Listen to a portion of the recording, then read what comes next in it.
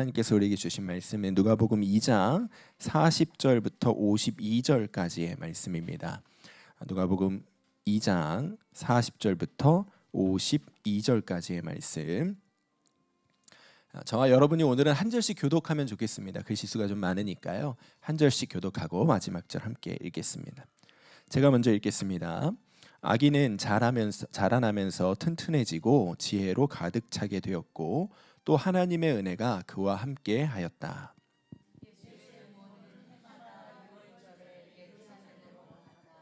예수가 12살이 되는 해에도 그들은 절기 관습을 따라 유월절을 지키러 예루살렘에 올라갔다.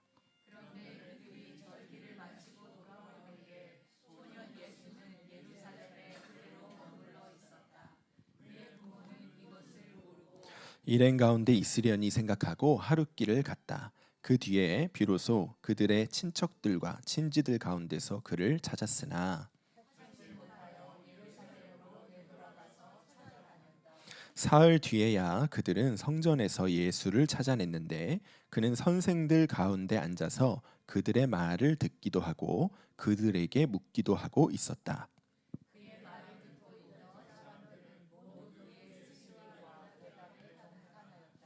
그 부모는 예수를 보고 놀라서 어머니가 예수에게 말하였다.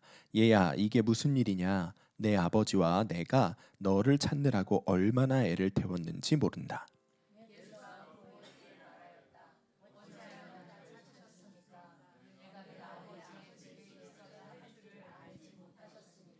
그러나 부모는 예수가 자기들에게 한 그 말이 무슨 뜻인지를 깨닫지 못하였다.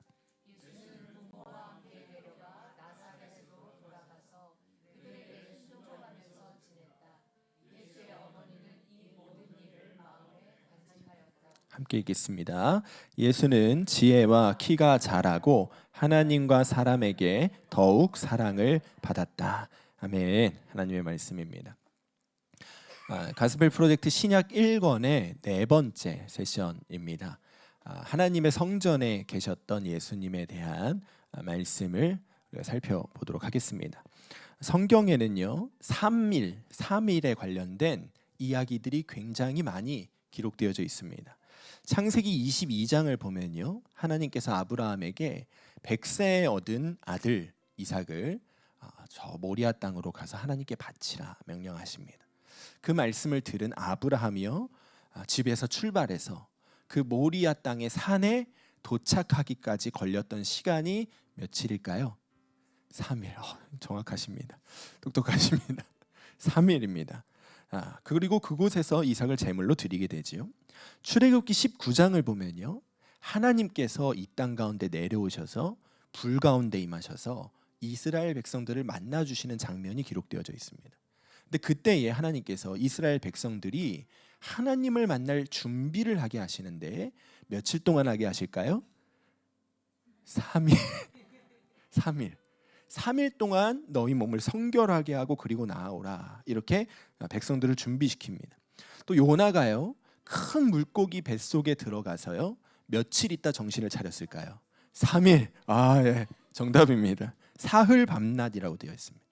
자, 에스더가요, 자기 동족들이 다 죽게 된 위기 앞에서 처음에는 내가 뭐 할 수가 없다, 그러다 내가 죽으면 어떡하냐, 이렇게 반응했었습니다.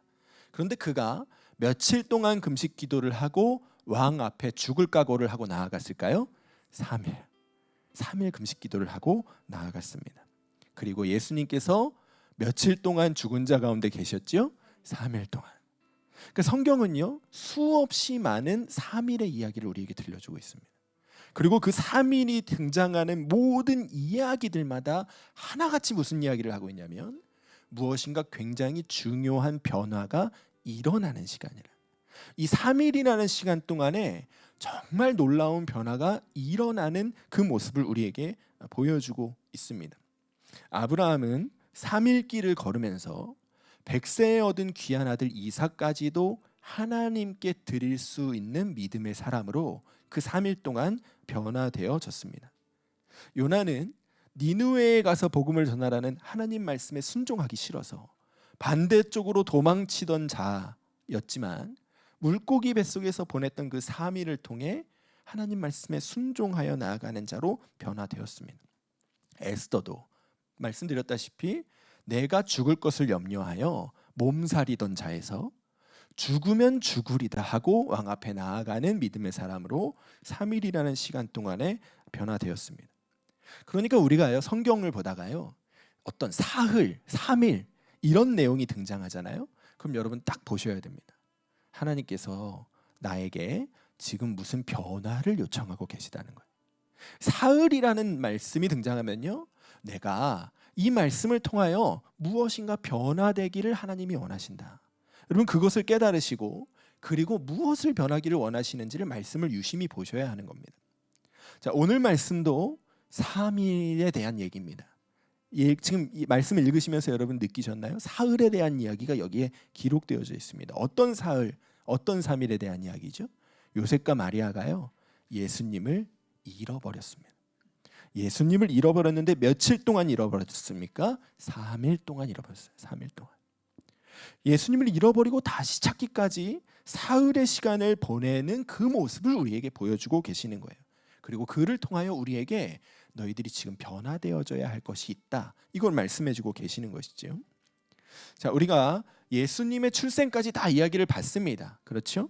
예수님의 부모였던 요셉과 마리아가요, 어디에서 예수님을 낳았죠? 베들레헴에서 예수님을 낳습니다. 그리고 한동안 거기에 머물었습니다. 그런데 자기 말고 다른 유대인의 왕이 태어났다는 이야기를 동방박사로부터 들었던 헤롯 왕이요, 어떻게든 나 말고 다른 유대인 왕을 잡아 죽여야겠다. 그래서 그 동방박사들이 왔던 시기를 기준으로 해서 날짜를 계산해서요, 2살 아래 남자애들을 다 죽이라는 명령을 내립니다. 근데 그 명령이 내려지기 전에 천사가 먼저 요셉과 마리아의 꿈속에 나타나서 그들에게 애굽으로 내려가라, 피신하라고 알려주었습니다. 그렇게 이 요셉과 마리아가 예수님, 아기 예수님을 데리고 애굽으로 내려가서 살았는데 몇 년을 살았을까요? 3일은 아닙니다. 답은 몰라요. 근데 대략 1, 2년 정도라고 생각합니다. 왜냐면 언제 돌아오냐면 헤롯이 죽었을 때 돌아오거든요. 연대를 따져보면 대략 1년이나 2년이었을 거라고 생각이 됩니다. 그러니까 애굽에 가서 1, 2년을 살다가 이제 헤롯이 죽었다는 소식을 듣고는 다시 올라가서 나사렛에, 원래 그들이 살던 곳이죠, 갈릴리 나사렛으로 가서 요셉과 마리아와 예수님 세 가족이 살기를 시작한 거예요. 근데 그때부터 이 요셉의 가족들이 빠지지 않고 지켰던 것이 있답니다. 오늘 말씀 41절 42절에 예수의 부모는 해마다 6월절에 예루살렘으로 갔다. 예수가 12살이 되는 해에도 그들은 절기 관습을 따라 6월절을 지키러 예루살렘에 올라갔다. 이렇게 되어 있습니다. 그때부터 빼먹지 않고 무엇을 지켰다는 거냐면 6월절 절기를 지키는 것을 지켰다는 거예요. 그러니까 이스라엘 백성들에게 하나님께서 명령하신 게 있거든요. 출애굽기와 신명기 말씀을 보면 너희들이 1년에 3번은 꼭 예루살렘에 가서 하나님 앞에 너희 얼굴을 비춰야 돼, 이 말씀이 있습니다. 신명기 16장 16절에요. 너희 가운데 모든 남자는 1년에 3번 곧 무교절과 칠칠절과 초막절에 내 하나님 여호와께서 택하신 곳에서 여호와를 배웁고, 이렇게 돼 있습니다. 그러니까 여기서 택하신 곳이란 이스라엘 사람들의 해석으로는 예루살렘입니다. 예루살렘 성전에 가서 하나님을 배워야 한다는 거예요. 그리고 그 3번은 언제냐? 무교절, 칠칠절, 초막절인데 이 중에 무교절이 언제냐면요, 6월절의 다음 날부터예요. 6월절의 다음 날부터. 그러니까 실제로는 6월절과 무교절이요 묶여 있는 거예요, 세트로. 6월절을 지나고 나면 다음 날부터 무교병을 먹는 무교절이 시작되니까 무교절을 지킨다는 건 곧 6월절을 지킨다는 것과 똑같은 얘기라는 거예요. 자, 그러면요, 이 시기에요, 많은 유대인들이 다 예루살렘으로 몰려 들었겠죠. 예루살렘 성이요, 실제로 가보면 생각보다 그렇게 크지가 않습니다. 제가 성지순례에 갔다가 저는 좀 호기심 천국이라서 제가 감람산 위에 호텔에서 잠을 잤는데요, 밤에 이렇게 예루살렘을 딱 내려다보니까 너무너무 예쁜 거예요. 제 마음속에 가보고 싶다, 그 생각이 들더라고요.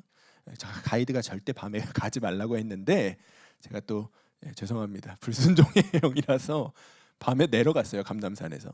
그래서 예루살렘 성으로 들어갔어요. 얼마나 그 길이 예쁘고 예루살렘 성 안에 그 가로등이 켜 있는 그 길을 걷는 느낌이 아직도 제 마음속에 살아 있거든요. 근데 금방 돕니다, 생각보다. 예루살렘 성이 그렇게 별로 크지가 않아요. 물론 제가 다 돌진 않았겠지만 생각보다 안 커요. 근데 그 성 안에 옛날 그 역사가 요세푸스라는 사람이 기록하기로는 6월절에 몇 명이 여기에 모였냐? 200만 명이 모였다고 기록해 놓았습니다. 그러니까 여러분 그 성 안에 발 디딜 틈이 없었다는 거예요. 그 정도면은 그야말로 인산인해였다는 것이죠. 그러니까 요셉과 마리아한테요, 해마다 6월절을 지키러 예루살렘에 가는 일이 쉬웠을까요? 어려웠을까요? 어렵지요. 저 같은 사람은 전 사람 많은 거 싫어하거든요. 복잡한 거 싫어해요. 그러니까 저 같은 사람이었다면 더 힘들었을 거예요. 근데 그럼에도 불구하고 해마다 갔다는 거예요. 여러분 그 당시에요, 유대인들이 그렇게 율법을 잘 지킬 때는 아닙니다. 사실 이미 유대교의 그 정신은요 많이 무너졌어요. 왜냐하면 대제사장부터가 이 왕이 헤롯이 임명하게 되어 있었거든요. 그래서 원래는 대제사장이 딱 한 명 있어야 됩니다. 그 사람이 죽으면 다음 대제사장이 있어야 되는데 성경 읽어보면요 이런 얘기가 자꾸 나요. 대제사장 들이라고 자꾸 되어 있어요. 그게 왜 그러냐면요, 왕이 자기 마음에 안 들면 대제사장을 잘라버리고요, 자기 마음에 드는 사람 갖다 세워놓는 거예요. 그러니 그 대제사장 밑에 있는 백성들이 뭐 얼마나 그렇게 종교 생활을 잘했겠어요. 얼마나 그렇게 율법을 잘 지켰겠어요? 아무리 절기를 세 번을 지켜라, 3번은 예루살렘에 올라가라 써 있다고 할지라도요, 아유 뭐 아프니까 좀 빠지고 바쁘니까 좀 빠지고 이런저런 핑계로 많이들 빠지고 그렇게 그냥 살던 사람들이 주위의 태반이었다고요. 굉장히 많았습니다. 그런데도 그런 시대적 상황에서도 여러분 요셉과 마리아는요 매년 절기를 지키러 갔다. 특히 아까 우리가 읽었던 말씀을 보면요, 너희 가운데 남자들은 가야 된다고 돼 있거든요. 남자들은 절기를 지키러 예루살렘에 가야 된다. 근데 누구도 같이 갔대요? 마리아도 같이 갔대요. 안 가도 되는 걸 같이 간 거예요. 굉장한 그 신앙생활의 열심을 보여준 것이지요. 여러분 왜 그랬을까요? 왜 그랬을까요? 요셉과 마리아는 왜 그랬을까요? 예수님이 함께 계시니까요. 안 그럴 수가 없었던 것이죠. 여러분 요셉과 마리아의 입장에서는요, 예수님이 어떤 분이신지를 알아요. 그가 성령으로 잉태되었을 때부터 천사 가브리엘이 알려주기를 다윗의 자손, 다윗의 왕위를 이어받고 영원히 왕노릇하실 메시아임을 분명히 알려주었어요. 특별히 여러분 요셉한테는요 천사가 무슨 말을 했냐면 어떤 선지자의 예언이 이루어질 것이라고 했는데 무슨 얘기를 했냐면 마태복음 1장에 보라 처녀가 잉태하여 아들을 낳을 것이요 그의 이름은 임마누엘이라 하리라 하셨으니 이를 번역한즉 하나님이 우리와 함께 계시다 함이라. 이게 요셉한테 했던 천사가 했던 얘기거든요. 그러니까 요셉은요 예수님을 볼 때마다 지금 뭐가 떠올라요? 하나님이 우리와 함께 계시다. 이게 떠오르는 거예요. 다른 사람들은 하나님을 믿는다고 하면서도요 하나님이 실제로 나를 보고 계시다고 별로 여기지 않았어요. 그러니까 조금 힘들고 바쁘면요 절기 안 지켜도 되는 거죠. 그냥 빠져도 돼요. 근데 요셉과 마리아는 그게 안 되는 거예요. 왜냐하면 하나님의 아들이신 예수님이 여기 계세요. 늘 내 옆에 계세요. 성령으로 잉태되셔서 마침내 이 땅을 구원하실 메시아이심을 그들이 알아요. 그럼 요셉과 마리아의 입장에서는요 아들인데 메시아예요. 아기인데 왕이에요. 그러니 그 아기를 볼 때마다 또 함께 계시는 하나님이 떠올라요. 그러니 여러분 그들이 신앙생활을 대충 할 수 있었겠습니까? 난 여자니까 안 가도 돼. 그런 마음으로 그들이 살 수가 없었던 것이죠. 예수님 앞에서 예수님과 함께 살면서 또 하나님 앞에서 살다 보니까요 다른 사람들이 대충 믿는다고 나도 대충 믿을 수가 없게 되었다는 것이죠. 여러분 예수님이요 우리와 함께 계심이 정말 믿어지면요 우리도 그렇게 됩니다. 예수님이 나와 함께 계심이 정말 믿어지면요 남들이 대충 신앙생활 한다고 나도 대충 신앙생활 할 수 없게 됩니다. 예수님이 나와 함께 계심이 정말 믿어지면요 누가 억지로 기도해라, 누가 억지로 말씀 읽어라, 누가 억지로 주일 지켜야지 그런 얘기 할 필요 없게 됩니다. 자기 마음속에서요 그냥 그렇게 하게 되는 거예요. 다른 사람들이 보기에 저 사람은 진짜 유단이야, 지 혼자 예수 믿어, 지 혼자 하나님 믿어, 여러분 그런 말을 들을 수밖에 없게 됩니다. 왜냐하면 예수님이 함께 계심이 정말 믿어지니까요. 내가 하는 말, 내가 하는 행동, 내가 품고 있는 마음, 그 모든 것을 예수님이 다 알고 계심이 나한테 정말 믿어지니까. 그러니까요, 내가 하루를 살아도 하나님 앞에서 대충 살 수가 없게 되는 거예요. 많은 사람들이요, 예수님이 나와 함께 계심을 정말 믿자, 24시간 나와 함께 계시는 그 예수님을 우리가 바라보고 생각하면서 그렇게 매일매일 살자 그러면요, 굉장히 부담스러워합니다. 그렇게까지 믿어야 하냐고, 그래가지고 어디 부담스러워서 살겠냐고, 그렇게 여기는 사람들이 많습니다. 그러나 여러분, 그것이 오해인 것을 알아야 돼요.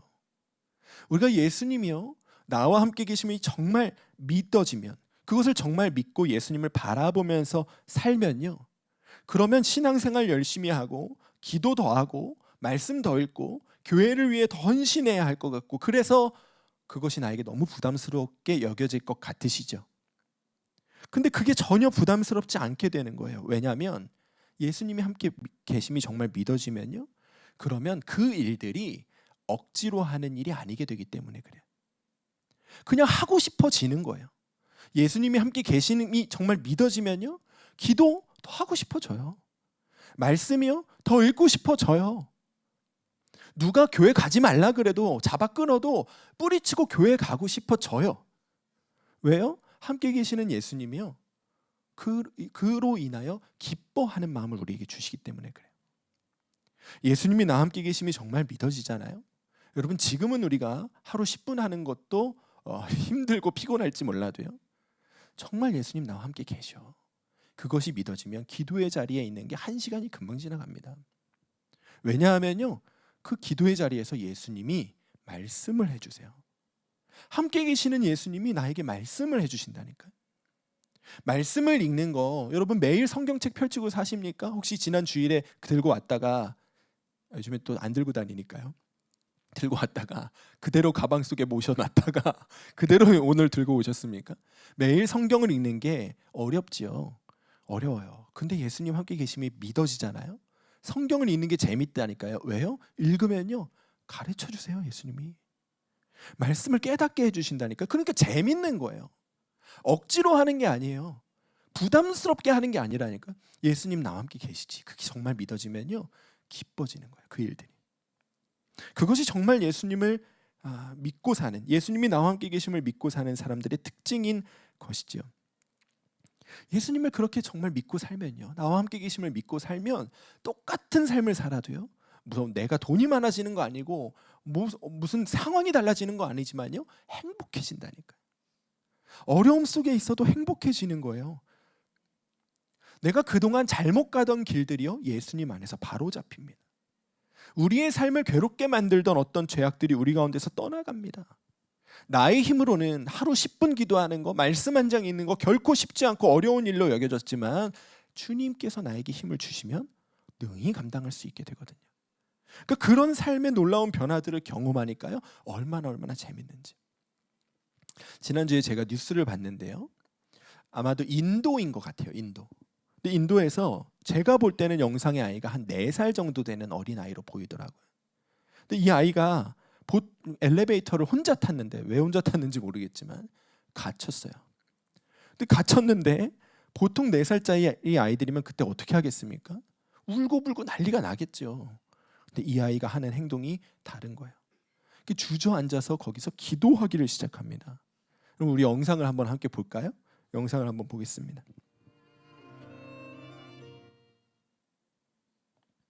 네, 그 음악을 끄고 들으시면 돼요.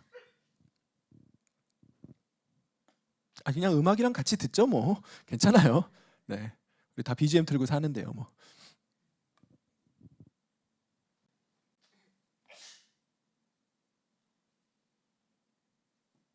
엘리베이터에 갇힌 한 아이, 어쩔 줄 몰라하며 발을 동동 구릅니다. 곧이어 두 손을 꼭 모으고 웅크려 앉아 기도를 시작하는데요. 이 소년의 기도가 통한 걸까요? 잠시 후 엘리베이터 문이 열립니다. 소년은 잠시 머뭇거리더니 이내 엘리베이터에서 나가 탈출합니다. 현지 시각 28일 프리프레스 저널이 보도한 엘리베이터 CCTV에 엘리베이터에 갇힌 어린 소년의 모습이 화제인데요. 영상 속 아이는 겁에 질린 채 "주님, 문을 열어주세요. 조금 무섭지만 주님이 저와 함께 계신 걸 알아요 라고 속삭입니다.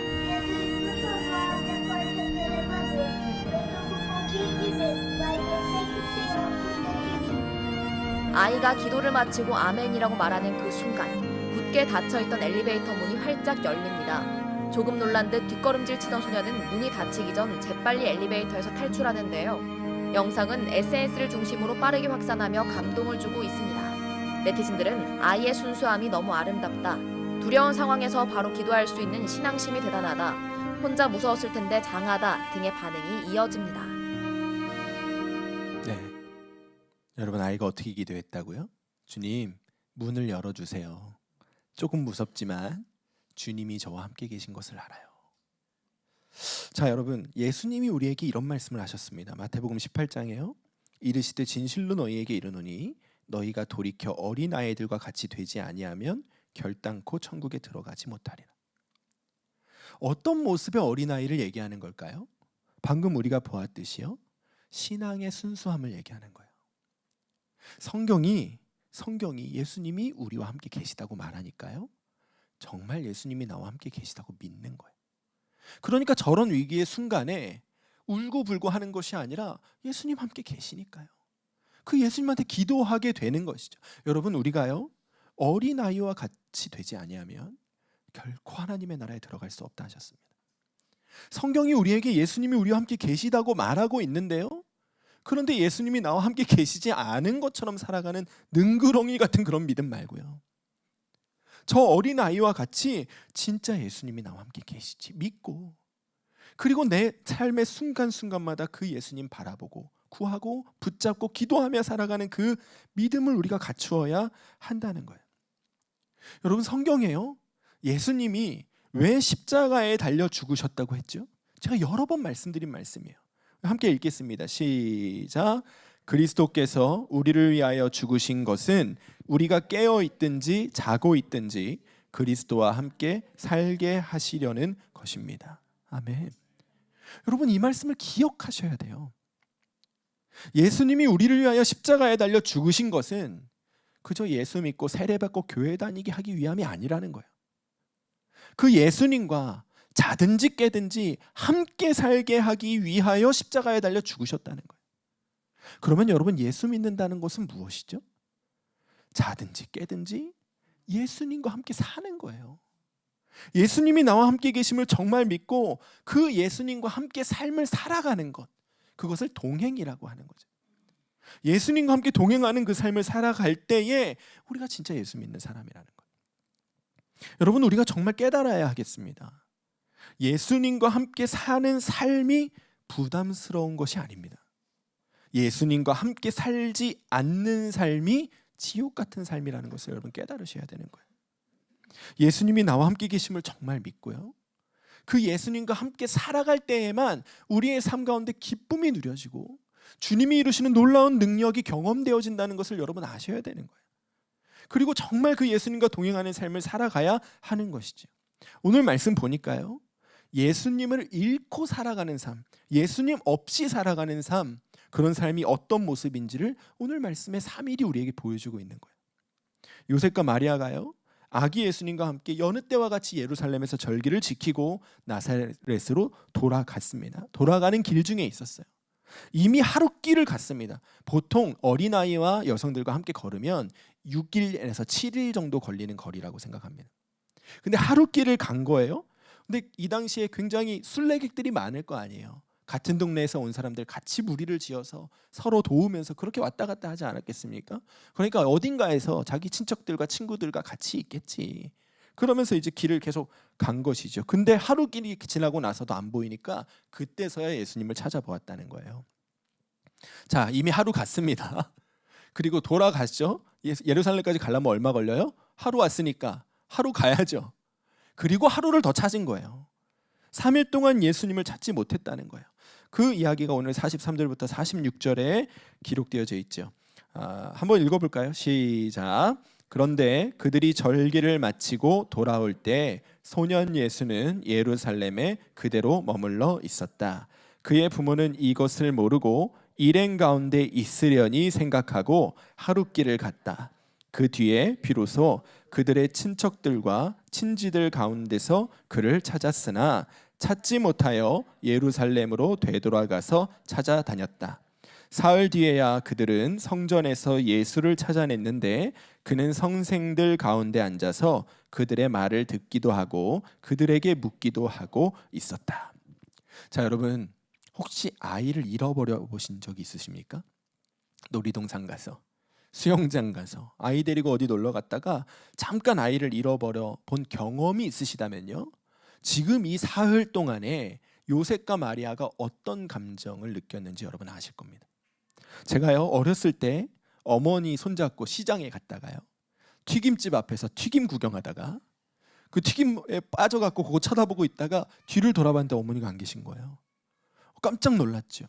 그래서 엄마를 찾으러 이리저리 뛰어다녔습니다. 그러다가 도무지 어머니가 안 보여서 다시 그 튀김집 앞에 가서 서 있었어요. 근데 한 20-30분 정도 지났던 것 같습니다. 어디선가 어머니가 막 달려오시더니요 그대로 오셔서 제 등짝을 얼마나 때리시던지요. 또 길바닥에 서서 맞았잖아요. 여러분 왜 그렇게 때리셨을까요?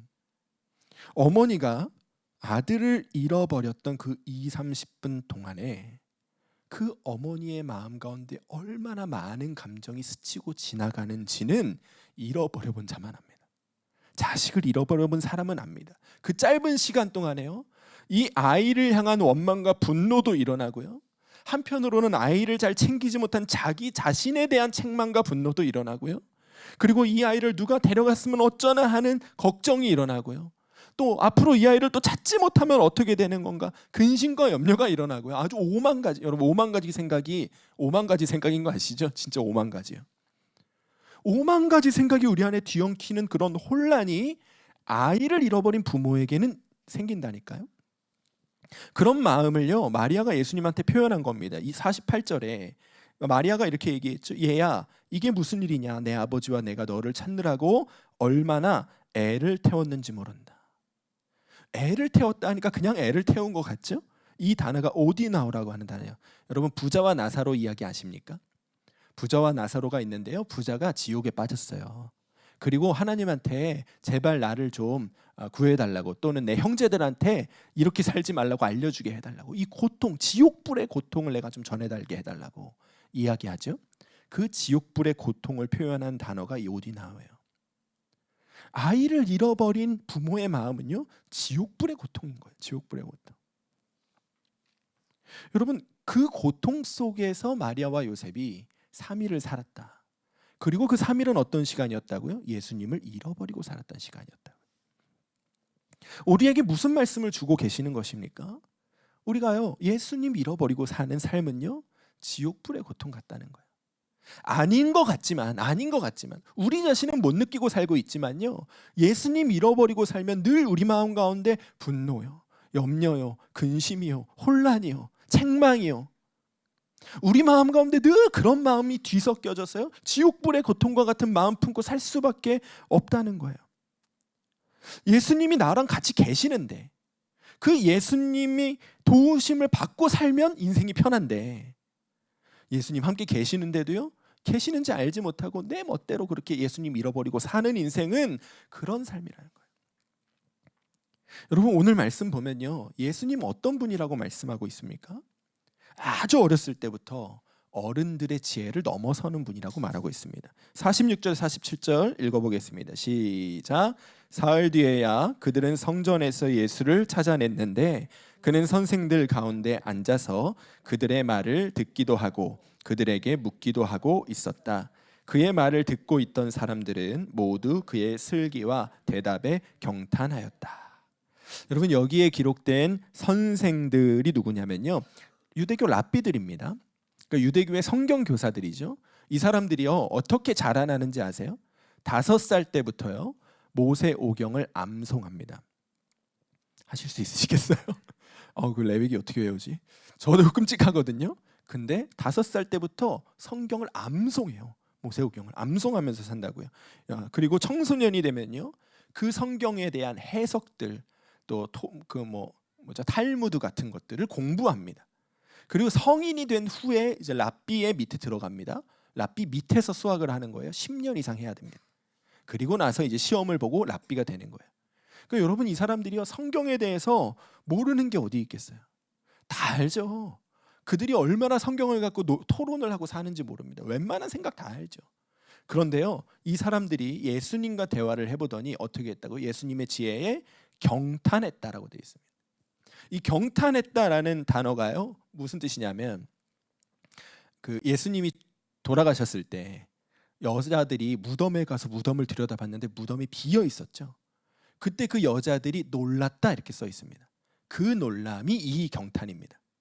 무슨 얘기인지 아시겠어요? 여러분, 장례 치르고요, 가서 무덤 들여다봤는데 없어요. 없다고요. 그럼 여러분 감정이 어떻겠어요? 어머나 깜짝이야, 이 정도예요?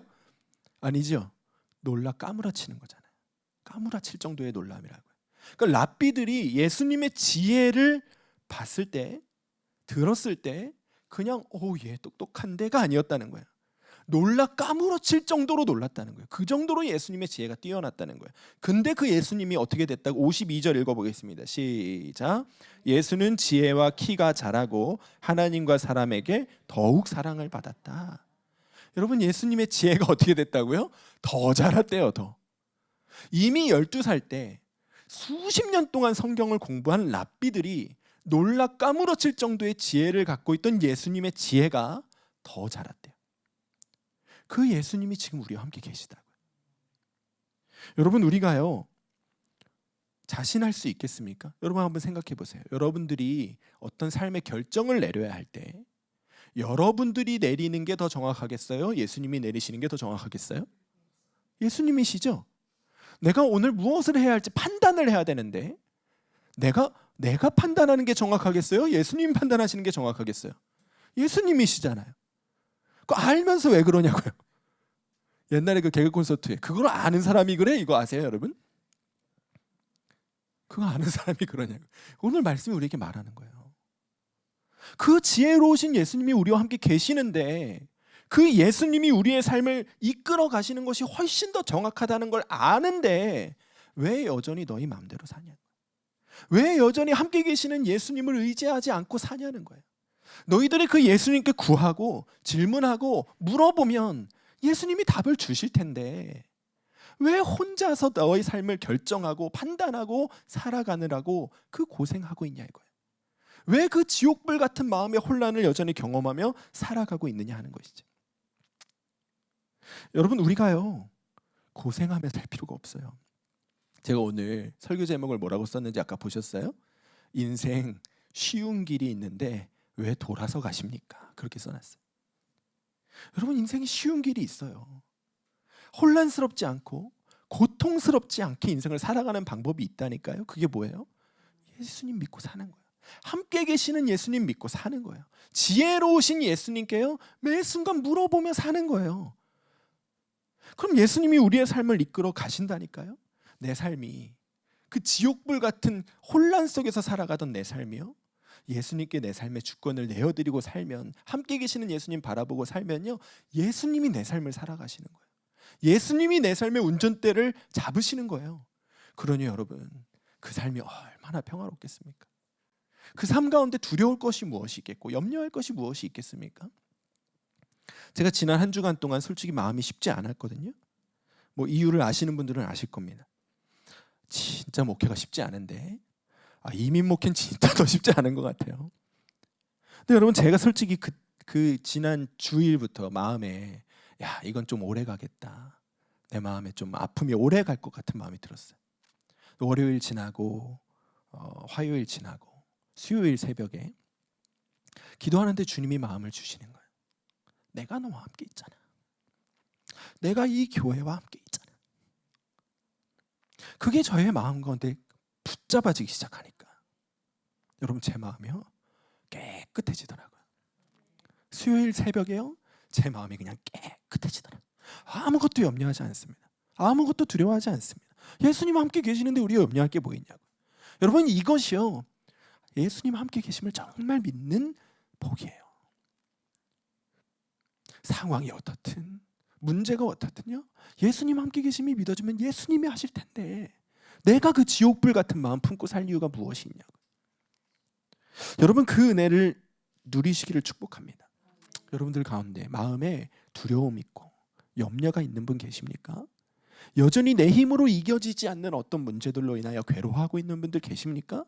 여러분들 스스로 이기려고 하지 마세요. 그냥 예수님이 나와 함께 계심을 정말 딱 3일만 믿어보세요. 3일 동안 내내 예수님 나와 함께 계시지, 예수님 나와 함께 계시지, 예수님 나와 함께 계시지. 3일 동안 내내 그 생각만 해보세요. 여러분 3일이면 변화가 일어난다니까요. 3일만 지나면 여러분 마음이 달라진다니까요. 그리고 나면 예수님이 정말 내 삶을 이끌어가기 시작하면요, 삶이 달라지는 거예요. 오늘 하나님께서 그 3일을 우리에게 통과하라 하십니다. 예수님이 잃어버린 3일, 그 3일의 삶을 계속 살아갈 것이 아니라 예수님 나와 함께 계시다고 믿는 3일을 살아가는, 3일이면 내 믿음이 바뀌고 3일이면 내 삶이 바뀐다. 여러분 정말 도전해 보세요. 그리고 예수님이 내 삶을 살아가시도록 해보세요. 놀랍게 달라지는 영광의 역사가 여러분들 삶 가운데도 일어나게 될 줄로 믿습니다. 여러분 우리 함께 기도하시지요. 주님, 제가 정말 예수님이 나와 함께 계심을 정말 믿고 살기 원합니다. 그 믿음을 나에게 더하여 주시옵소서.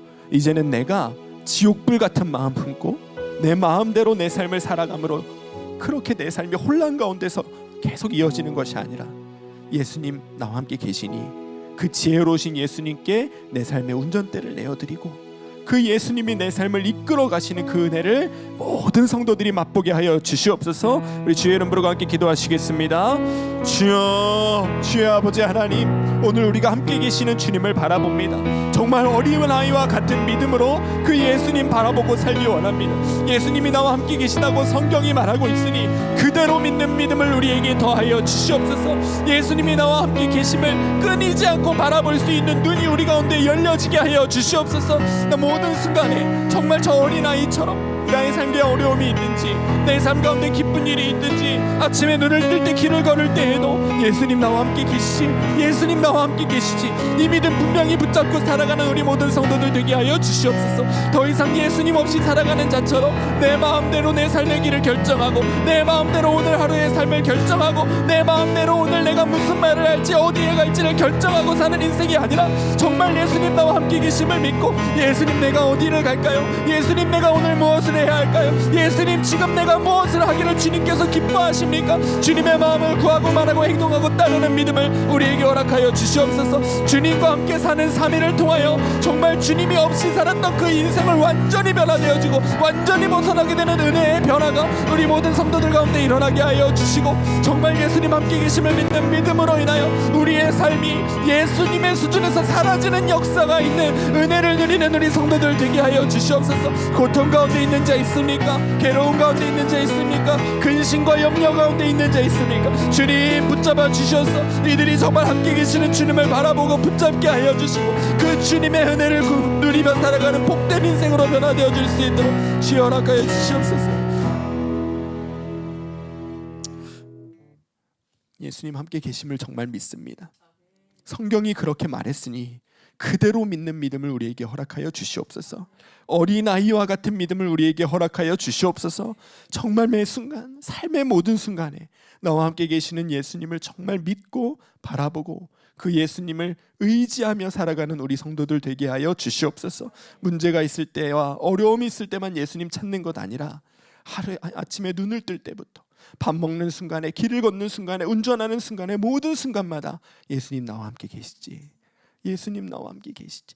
이것이 우리의 마음 가운데 되뇌어질 수 있도록 주님 우리를 이끌어 주시고 그리하여 함께 계시는 주님을 향한 눈이 열려지게 하여 주시고 우리의 삶 가운데 가장 지혜로우신 지혜의 왕이신 예수님의 지혜가 우리의 삶을 이끌어가는 것을 경험하는 은혜를 누리는 우리 성도들 되게 하여 주시옵소서.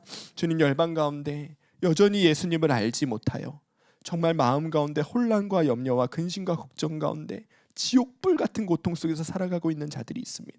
그들의 영혼을 구원하여 주시고 그들이 정말 예수님을 만나는 은혜의 역사가 열려지게 하여 주시옵소서. 그 일을 위하여 헌신하시는 선교사님들, 그 사역을 주님께서 길을 열어주시고 돕는 자들을 더하시고 돕는 손길을 더하여 주셔서 복음을 땅끝까지 전하는 사역에 막힘이 없도록 주님께서 길을 여시는 역사가 날마다 선교지 가운데 함께 있게 하여 주시옵소서.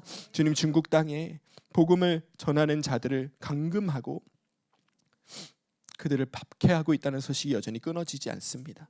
주님, 그 중국 땅에 갇혀 있는 주의 종들 속히 풀려나게 하여 주시고, 중국 정부가 교회와 성도와 기독교 리더들을 박해하는 일들을 그만두게 하여 주시고, 중국 땅과 또 북한 땅의 지하교회 성도들에게 믿음 위에 믿음을 더하여 주셔서 비록 그들이 큰 소리로 찬송할 수 없고 기도할 수 없을지라도 함께 계시는 예수님으로 인하여 성령이 충만함을 덧입는 은혜가 오늘 그 땅 위에 임하는 역사가 주님 있게 하여 주시옵소서. 주님이 미국 땅에 혼란스러운 정세가 속히 정돈되기를 원합니다. 셧다운도 속히 해결되게 하시고, 또 무엇보다 나라의 대통령과 장관과 모든 의원들이 하나님을 두려워하는 자들 되게 하여 주시고, 그리하여 이 땅에 나아갈 방향이 주님의 지혜로 결정되어지고 인도함을 받는 은혜가 있을 수 있도록 주님 역사하여 주시옵소서.